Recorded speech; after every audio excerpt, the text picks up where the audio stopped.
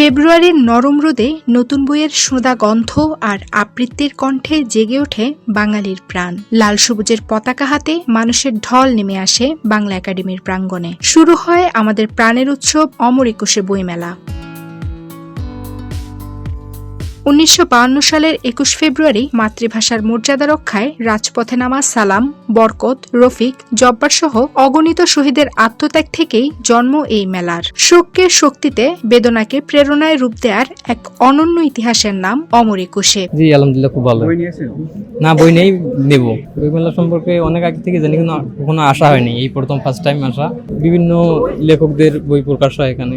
বই মেলার সাথে বায়ান্নর কোনো সম্পর্ক আছে জানেন? অবশ্যই, ভাষা আন্দোলন। বাচ্চাদের জন্য দুইটা কমিক্স কিনেছি। একটা হচ্ছে আমাদের 7জন মহান মুক্তিযোদ্ধার 7জন বীর শ্রেষ্ঠের উপর লেখা একটা কমিক্স, আর একটা হচ্ছে মানে মহাকাশের প্রাণী, এরকম একটা কমিক্স বাচ্চাদের জন্য।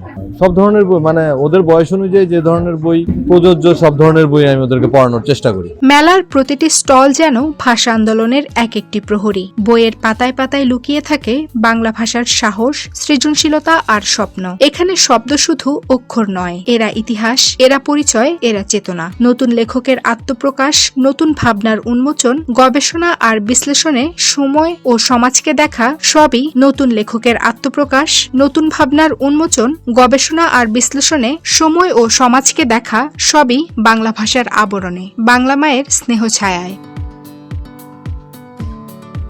প্রজন্ম থেকে প্রজন্মে ভাষা আর একুশের চেতনাকে বাঁচিয়ে রাখতে বাবা মায়েরা শিশুদের হাত ধরে নিয়ে আসেন মেলায়। ছোটদের চোখে বিস্ময়, বড়দের মনে গর্ব।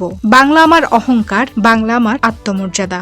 আমি আসছি বই কিনতে, আমার বাবার সাথে এসেছি। কি বই নিতে এসেছো? আমি গল্পের বই নিতে এসেছি। না, এখন একটাই নিচ্ছি, আমি একটাই পড়বো বাসায় যে। আমি দুইটা বই কিনেছি, একটা হলো মহাকাশের প্রাণী।